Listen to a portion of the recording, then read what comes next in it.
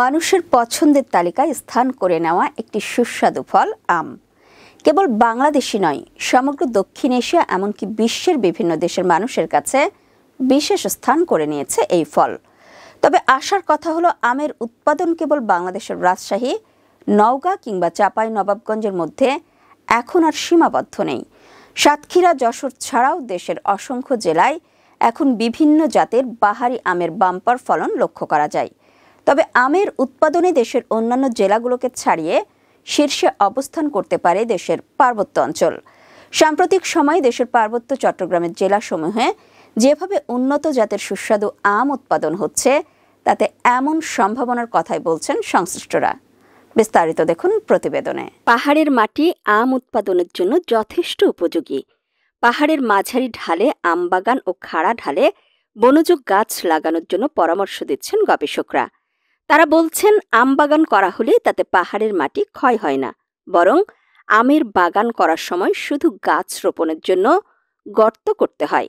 গাছ রোপণের পর গর্ত ভরাট করার ফলে আর তেমন ক্ষতি হয় না বলে জানায় মৃত্তিকা সম্পদ বিভাগ। কৃষি বিভাগের বৈজ্ঞানিক কর্মকর্তারা বলছেন, আম গাছের শিকড় মাটিকে বেঁধে রাখে। পরিকল্পিতভাবে নিয়ম মেনে আম গাছ লাগালে পাহাড়ের ক্ষতি হওয়ার কোনো আশঙ্কা নেই। আমবাগানের মাঝে মাঝে মাটি ক্ষয়রোধ করতে পারে এমন গাছ লাগানোর পরামর্শ দেন তারা। পাহাড়ের আবহাওয়া ও মাটি উভয়ই আমের বাগান কিংবা আমের উৎপাদনের জন্য উপযোগী হওয়ায় উদ্যোক্তারা আর্থিকভাবে লাভবান হচ্ছেন। বিশেষ করে পাহাড়ি এলাকায় উৎপাদিত রাঙ্গুয়ায় আমের সুনাম ছড়িয়ে পড়েছে চারিদিকে। পাহাড়ে উৎপাদিত আম কেবল পাহাড়েই কেনাবেচা হচ্ছে না, এই আম ছড়িয়ে পড়ছে রাজধানী সহ সারা দেশে। আম চাষকে কেন্দ্র করেই পাল্টে যেতে পারে পার্বত্য অঞ্চলের অর্থনীতির চিত্র। পাহাড়ের বৈচিত্র্যময় ফলের সাথে সমতলের মানুষদের পরিচয় করিয়ে দেওয়ার লক্ষ্যে কিংবা এর মধ্য দিয়ে একটি সুষম মেলবন্ধন ঘটিয়ে দেওয়ার লক্ষ্যে কাজ করছে পার্বত্য চট্টগ্রাম বিষয়ক মন্ত্রণালয়।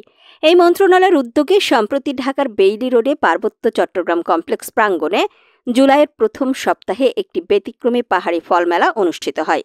এ মেলায় পাহাড়ি উদ্যোক্তারা পাহাড়ের হরেক রকম ফল ফসলাদি নিয়ে হাজির হলেও মূলত সবচেয়ে বেশি দেখা গেছে নানা জাতের আম। উদ্যোক্তারা বলছেন, তাদের উৎপাদিত এই আমগুলো যেমন দেখতে সুন্দর, তেমনি খেতেও সুস্বাদু। পাহাড়ের এমন কিছু জাতের আম রয়েছে যেগুলো সমতলে উৎপাদন করা প্রায় অসম্ভব। পাহাড়ের মাটি ও আবহাওয়ায় এই ব্যতিক্রমী আমের চাষ করে তারা সাফল্য পেয়েছেন।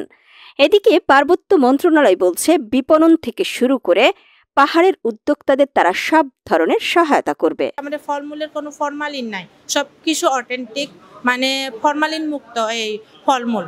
তো আমরা এখানে আসছি যে শুধু এই পাহাড় থেকে আমরা এখানে আসছি সমতলে, এখানে এসে দেখতে পাচ্ছি যে মানে যদিও দাম বেশি হয় কিন্তু সবাই আগ্রহ নিয়ে যাচ্ছি। তো আমরা 3 দিনের মেলা মোটামুটি খারাপ না।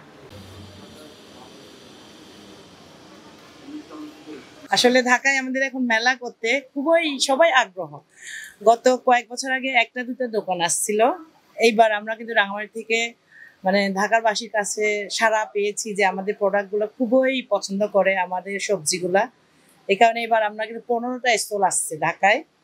আর আমাদেরকে সবচেয়ে এই যে মানে কি বলবো সহযোগিতা আমাদের রাঙামাটি পার্বত্য আপনার জেলা পরিষদ চেয়ারম্যান স্যার, তারপরে এখানে যিনি সচিব আসেন বর্তমানে, ওনারা আমাদেরকে কিন্তু নারী উদ্যোক্তা যারা আছি আমরা আমাদেরকে মানে খুবই সহযোগিতা পাচ্ছি। এবং আমরা যে প্রোডাক্টগুলো নিয়ে আসছি আমাদের নিজেদের খরচে আসলে কিন্তু আমরা এতটুকু বুঝতে পারতাম না, কারণ ওনারা আমাদেরকে যে গাড়ি মালগুলো নিয়ে আসার জন্য কভার ভ্যান 2টা দেওয়া হয়েছে, আমাদের যাতায়াতের খরচ বহন করতেছে। ফল হিসেবে খাওয়া ছাড়াও আচার, জুস, জ্যাম ইত্যাদি তৈরিতে আম ব্যবহৃত হয়।